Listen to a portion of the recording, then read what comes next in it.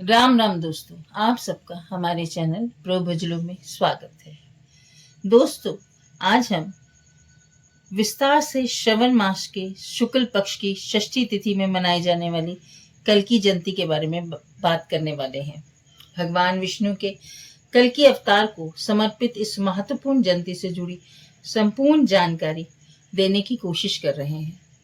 यदा यदा ही धर्मस्य ग्लानिर्भवति भारत अभ्युत्थानम अधर्मस्य तदात्म सृजाहम। ये श्लोक तो आप लोगों ने सुना ही होगा और इसके अर्थ को भी आप भलीभांति जानते ही होंगे। आज हम जिस जयंती के बारे में बात कर रहे हैं उसका परिचय हमें इस श्लोक से मिलता है। भगवत गीता में भगवान श्री कृष्ण ने अर्जुन से कहा कि जब जब धर्म की हानि होती है, अधर्म का प्रकोप बढ़ने लगता है, तब तब मेरा अवतार इस सृष्टि को पाप मुक्त करने हेतु निश्चित तौर पर होता है। हमारे पुराणों में भी लिखा गया है कि भगवान विष्णु के 9 अवतार धरती पर अवतरित हो चुके हैं। मान्यताओं के अनुसार धरती पर पापों का अंत करने के लिए विष्णु जी के 10वें अवतार कल्की कलयुग में अवतरित होंगे। आपको ये जानकर हैरानी होगी कि कल्की भगवान विष्णु का पहला ऐसा अवतार है जिनकी जयंती उनके जन्म से पहले ही मनाई जाती है।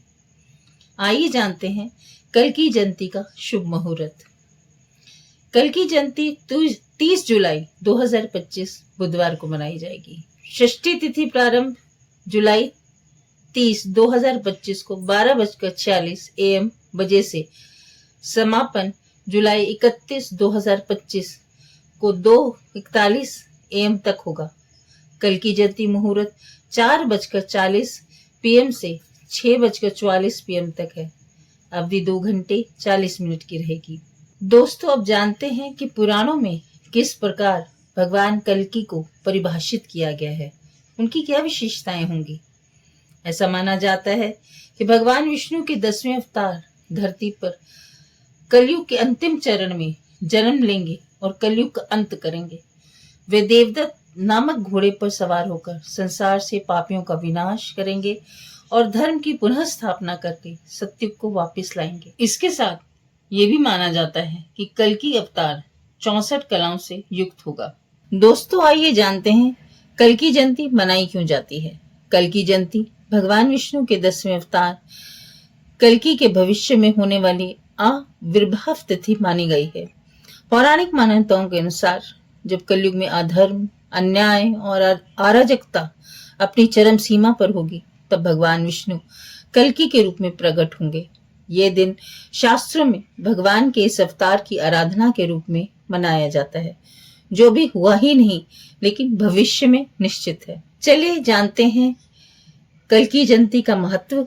ये जयंती अत्यंत महत्वपूर्ण है क्योंकि भक्त भगवान विष्णु को उनके आशीर्वाद के लिए पूजा और अर्चना प्रार्थना करते हैं।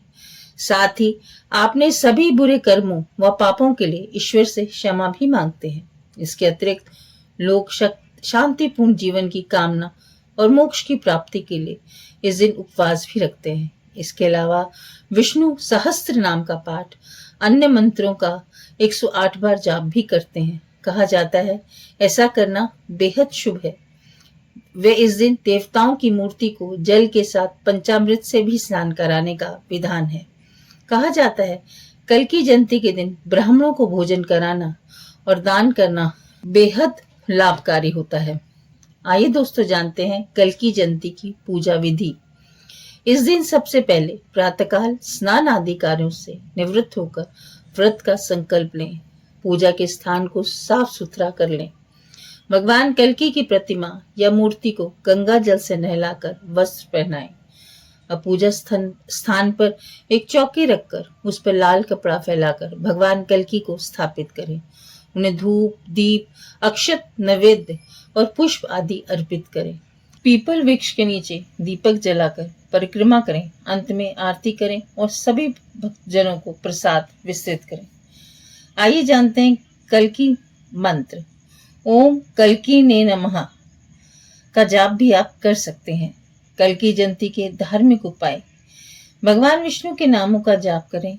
जरूरतमंदों को वस्त्र और अन्न का दान करें। ब्राह्मणों को भोजन कराएं, गौ सेवा करें। भगवान कल्कि को प्रसन्न करने के कुछ उपाय: विष्णु के दशावतार स्रोत का पाठ करें, पीले फूल, पीले वस्त्र, पंचामृत से विष्णु जी का स्नान कराएं, तुलसी के पत्ते का अर्पण अवश्य करें। ओम नमो नारायण या ओम विष्णवे नमः मंत्र का जाप कम से कम 108 बार जरूर करें। संयमित आचरण व वाणी से में रहें। यह भगवान विष्णु के कृपा पात्र बनने का पहला कदम है। कल की जयंती के दिन हमें क्या करना चाहिए? व्रत रखें, सात्विक भोजन ग्रहण करें, व्रत रखें और सात्विक भोजन ग्रहण करें। जरूरतमंदों को वस्त्र और भोजन का दान करें। भगवान विष्णु के मंत्रों का जाप करें। परिवार में शांति हेतु सामूहिक पूजा करें। बच्चों को भगवान की 10 अवतारों की कथा सुनाएं। कल की जयंती के दिन क्या नहीं करना चाहिए? मांस, मदिरा, प्याज, लहसुन युक्त भोजन से दूर रहें। क्रोध, झूठ और अपशब्दों से बचें। अत्यधिक शोरगुल या मनोरंजन जैसे कार्यों से दूरी बनाए रखें। पूजा स्थल की पवित्रता का उल्लंघन न करें। नकारात्मक सोच और ईर्ष्या से खुद को अलग रखें। दोस्तों, कल की जयंती एक प्रतीक है आशा, भविष्य और धर्म की पुनः स्थापना का। यह पर्व हमें याद दिलाता है कि चाहे युग कोई भी हो, जब अधर्म बढ़ेगा तो ईश्वर अवतार लेंगे। कल की जयंती पर की गई सच्ची श्रद्धा से भगवान विष्णु की कृपा अवश्य प्राप्त होती है। तो दोस्तों, ये थी कल की जयंती से संबंधित संपूर्ण जानकारी। आशा करती हूँ कि भगवान विष्णु की कृपा आप पर बनी रहे और हम लोग सदैव नैतिकता के मार्ग पर चलते रहें। राम राम दोस्तों।